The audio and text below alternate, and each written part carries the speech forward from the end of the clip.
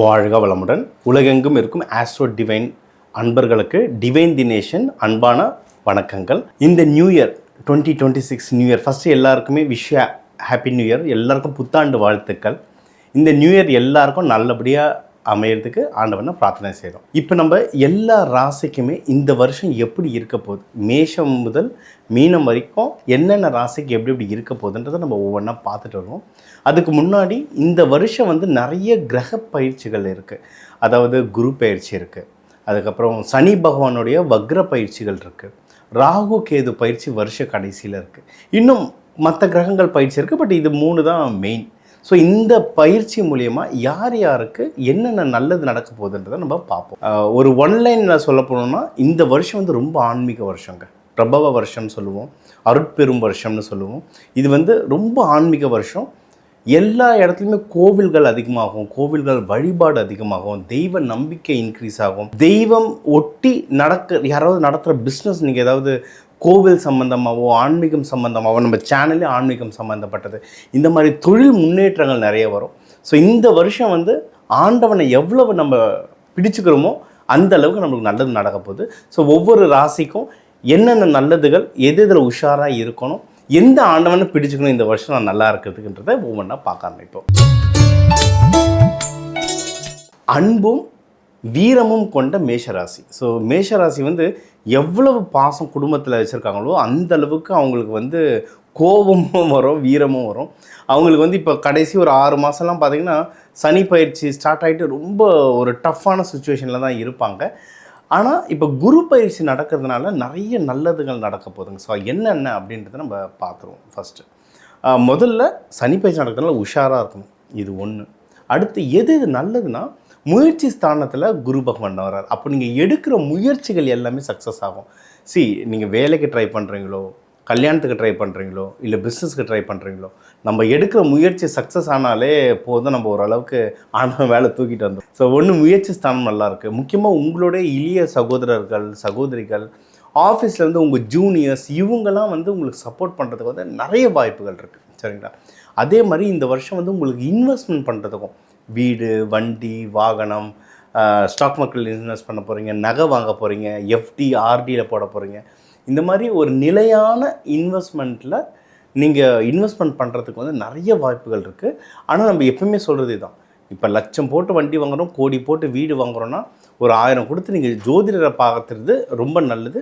So that நீங்கள் அடுத்த அந்த வீடு வாகனங்களை அடுத்தடுத்த தலைமுறை கொடுக்கறதுக்கு உங்களுக்கு வந்து ரொம்ப உபயோகப்படும். ரொம்பனா நகை மட்டும் இல்லை, இன்றைக்கி ஸ்டாக் மார்க்கெட் கூட நீங்கள் தலைமுறைக்கு அதை மாற்ற முடியும். ஸோ அதனால் ஜோதிடரை பார்த்துட்டு உங்களுக்கு எது பண்ணால் நல்லதோ அதை நீங்கள் பண்ணுறது வந்து ரொம்ப நல்லதாக இருக்கும். அடுத்து வந்து நீங்கள் எதில் ரொம்ப உஷாராக இருக்குன்னா, பணம் விஷயத்தில், பணம் கொடுக்கல் வாங்கல். உங்களுக்கு ஆக்சுவலாக பணம் வரும், இருந்தாலும் அந்த செலவுகள்ன்றது உங்களுக்கு வந்து வர மாதிரி இருக்கும். அதனால் அதை கொஞ்சம் பத்திரமா பார்த்துக்கோங்க. இன்னொன்று, குடும்பத்தில் சின்ன சின்ன உரசல்கள், சனி பயிற்சி சனி தாக்கம் வரும்போது வந்து சின்ன சின்ன உரசல்கள் வருங்க.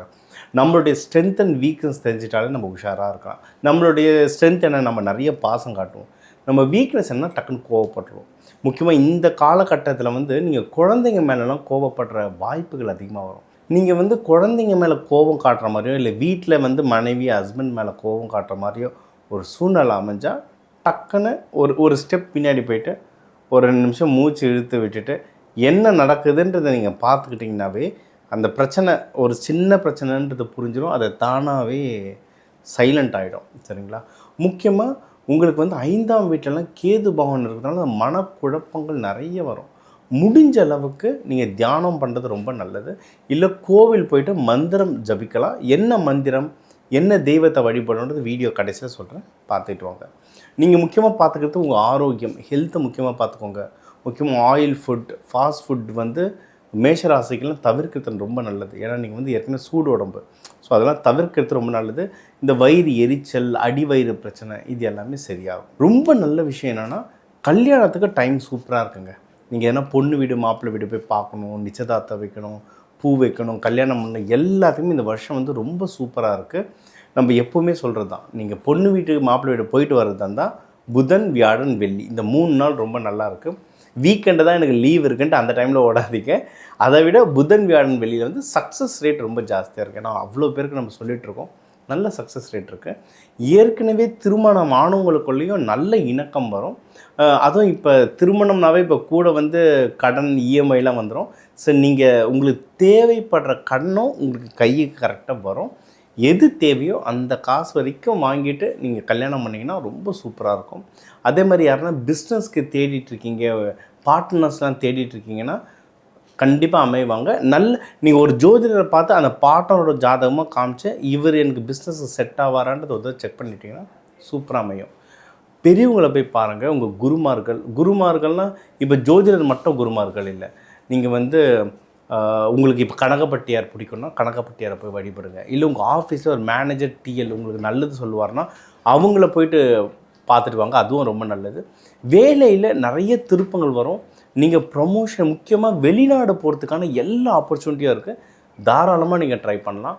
நீங்கள் பண்ணுற பிஸ்னஸ்லேயும் உங்களுக்கு வந்து ப்ராஃபிட்லாம் வர்றதுக்கு நிறைய வாய்ப்பு இருக்குது. கொஞ்சம் ப்ராஃபிட் வரும்போதே எடுத்துருங்க. ஏன்னா ராகு பவன் இருக்கிறதுனால என்ன பிரச்சனை வரும்னு தெரியாது. அதனால் நீங்கள் ப்ராஃபிட் வரும்போதே எடுத்துருங்க. செலவுகள் வரும். 12ஆம் வீட்டு சனி பவன் இருக்கிறதால செலவுகள் வரும். உங்கள் கையில் காசு வரும்போதே ஒரு நல்ல அசட்டில் நகையோ வீடோ வாங்கிட்டிங்கன்னா அது சுப செலவாக மாறிடும். இதுதான் நம்ம விதியை மதியால் வென்றது. ஓவராலாக சூப்பராக இருக்குது. முருகரை பிடிச்சிக்கோங்க. முருகர், துர்க்கை அம்மன், செவ்வாய்க்கிழமை செவ்வாய் ஹோரையில் போய்ட்டு நெய் தீபம் போட்டு வழிபடுறது ரொம்ப நல்லது.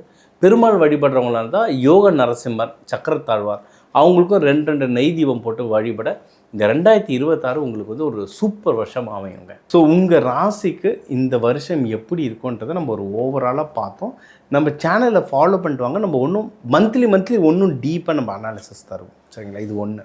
ஸோ இந்த வருஷம் என்னென்ன மெயினான பயிற்சிகள் இருக்குது? குரு பயிற்சி இருக்குது, சனி பகவானுடைய வக்ர பயிற்சிகள். குரு பயிற்சி வந்து ஜூன் 2 இருக்கும். அது இந்த வருஷத்தையே 2ஆக பிரிச்சலாம். ஜூனுக்கு 1க்கு முன்னாடி, ஜூனுக்கு 2க்கு பின்னாடின்ற மாதிரி அந்த மாதிரி பிரித்து தான் அதை சேர்த்து தான் ஒரு கலவையாக தான் உங்களுக்கு சொல்லியிருக்கேன். அதே மாதிரி சனி பகவானோட வக்ர பயிற்சி ஜூலை 27 அந்த டைம் நடக்கும். அதுவும் வருஷத்துக்கு நடுவில் தான். அதுக்கேற்ற மாதிரி தான் உங்களுக்கு பலன் சொல்லியிருக்கேன். ரொம்ப இன்னொரு பெரிய பயிற்சியாக ராகு கேது பயிற்சி. அது வந்து நவம்பர் 25 கிட்ட வரும் வருஷம் கடைசியில்.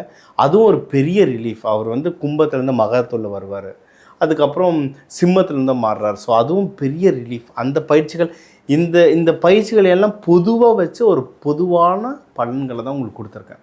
ஒரு ராசிக்குமே நம்ம எந்த தெய்வத்தை எந்த நாளில் எப்படி வழிபடணுன்றத சொல்லியிருக்கோம். இதுவும் ஒரு ஓவராலாக இந்த ராசி எல்லாத்துக்குமே சொல்லியிருக்கோம்.